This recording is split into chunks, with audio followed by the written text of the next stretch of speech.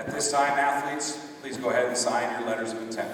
It's an annual rite of passage for high school athletes. Signing Day, the culmination of high school sports leading to letters of intent for college. You know, I worked really hard for this, and to just be here is good. It's a big accomplishment. It's been a long time coming. I mean, I love both my parents. And just as emotional for the parents who see their children getting a chance to be athletes and get a scholarship for academics. He went a long way. He came from, a hard-working family, a good support system. I think that many people make decisions on schools that they want to attend based on sports, and that really shouldn't be the case. You really should base your decision on the academic institution. Fritz Polite is with Shenandoah University in Virginia, and he's a consultant to the NFL on college athletics and student health.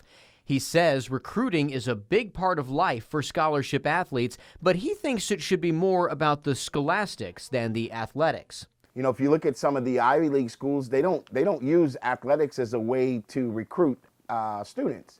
They look at the academic platform, they look at the network, they look at the alumni, and that's what they sell. So KCRA3 Investigates combed through the financial expenses for both UC Davis and Sacramento State. We found their recruiting costs are not significant parts of their budget. For Sacramento State, it's $170,000. For UC Davis, just over $300,000. Both schools have budgets in the tens of millions. We focus mainly on local recruiting. Sac State Athletic Director Mark Orr says they try to keep those recruiting costs down. There's a lot of great high school student athletes and junior college student athletes right here in Sacramento. So that's been kind of our strategy of how we're handling the recruiting expenses and the recruiting landscape. To the basket. But other schools spend far more and recruit students across the country. UC Berkeley spent more than $800,000 on recruiting.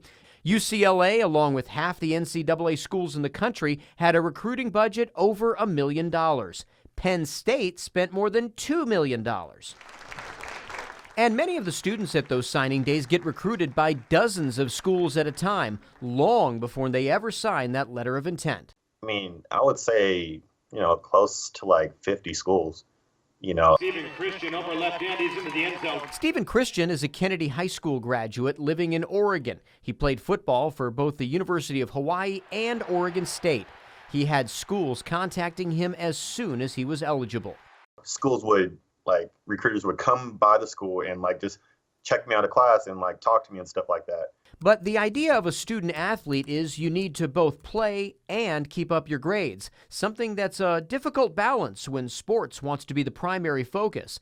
And once Stephen was playing football and trying to take classes for chemistry and math, that balance was hard to keep.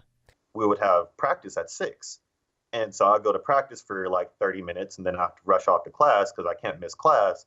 And, I can miss practice, but if I miss practice, then I don't get reps in and then I don't play. It's a pressure many of these students will have felt before, but high school athletics don't conflict with class schedules, all leading to the hope of becoming a scholarship athlete. It's been a dream of his since probably 5th grade, and he's worked really hard, and it just makes me proud. It's been a process to get to this position. Now that it's finally over and we're signed, it's finally done. But for kids like these, the work is far from done. Because if they miss too many practices or their grades start to fail, that scholarship could go away, leaving them to pay for the rest of their education.